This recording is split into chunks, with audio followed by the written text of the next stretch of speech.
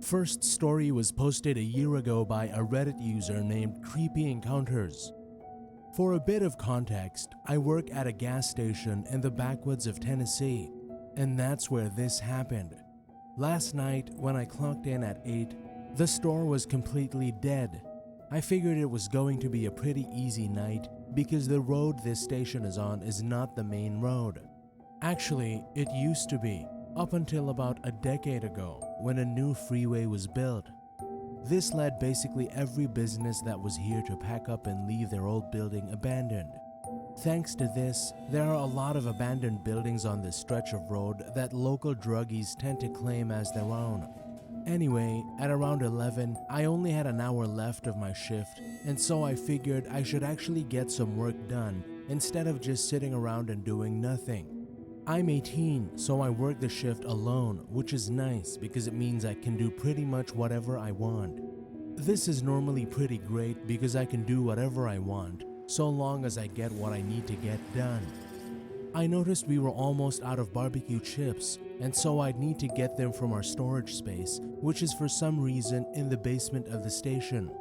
I've always hated going down there just because it gives me the creeps. Why the owner decided to store everything down there is beyond my comprehension. I got about halfway down the steps before something fell on the other side of the room, and it sounded like footsteps were coming my way. I sprinted up the stairs and locked the door to the basement, panicking like a madman the entire time. When I got back upstairs, I went behind the counter to the store computer so I could check the security cameras. I flicked over to the one that looks into the basement, and there was this guy standing there smiling up into the camera. He had a look of absolute insanity in his eyes, but he didn't look like the average junkie in the area. He was clean shaven and dressed in what looked to be jeans and a button-up of some kind.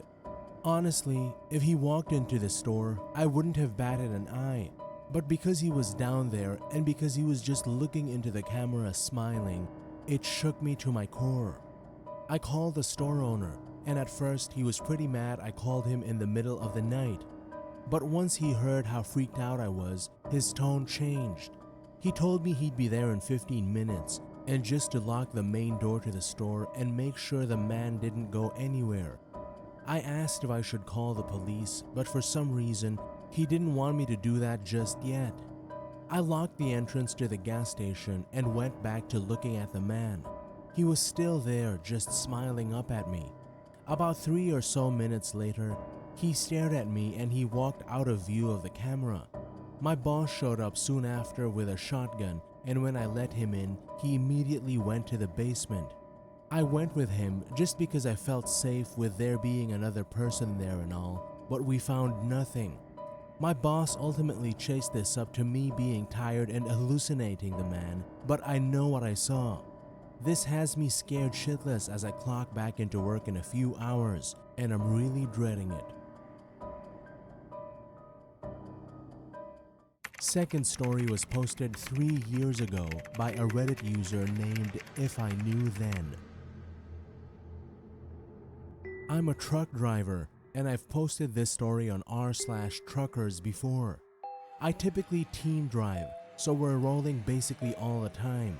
My co-driver had a death in the family and took like a week off, so I was driving solo, which means I had to stop every night to sleep.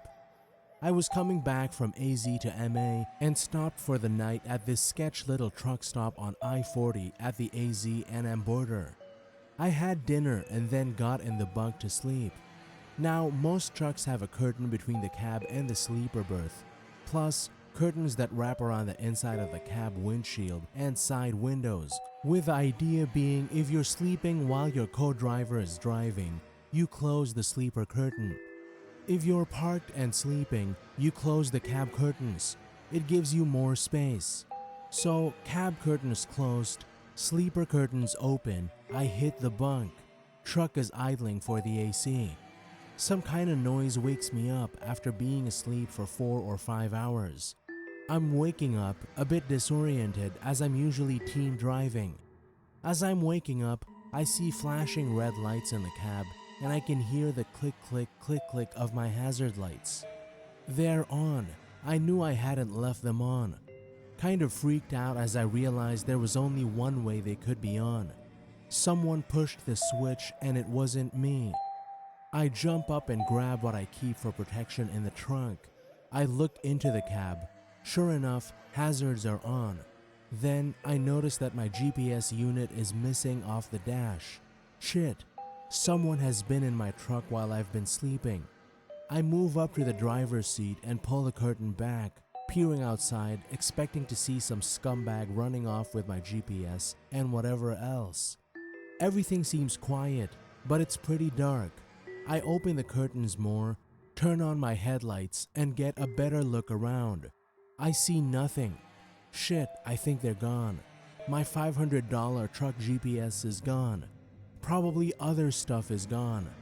I think to check the doors, they're both locked. But how could that be? I look down and see my GPS unit hanging by the power cord. The suction cup came loose. The GPS fell off the dash and hit the hazard lights button on the way down. Son of a bitch, what are the chances? I didn't sleep very well the rest of that night. Kind of funny now, but it scared me pretty good that night. Third story was posted 4 years ago by a Reddit user named Kdal.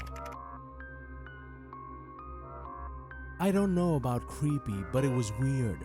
I worked the graveyard shift in an inner city gas station. There were a few homeless guys who would come in. Mostly they were older and nice guys to deal with. One guy would come in every night about the same time and stand in front of the drink fridge for 10 minutes or so. He would agonize over his choice. He would go to pick up a can, then change his mind and shut the fridge door. Then stand for a few more minutes and stare. Eventually, he would choose a drink, most often a can of Fanta, and he would pay with 5 and 10-cent coins. One night, he came in and the usual dance ensued. He eventually picked out a Fanta and paid with his low-denomination coins, then left.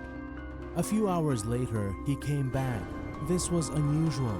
He went to the fridge and grabbed 3 cans of Fanta, no waiting or staring.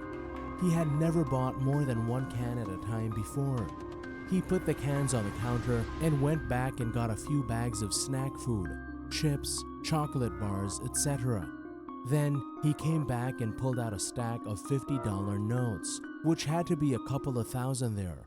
I was a bit stunned. Next day, he was back with 5 and 10-cent coins again.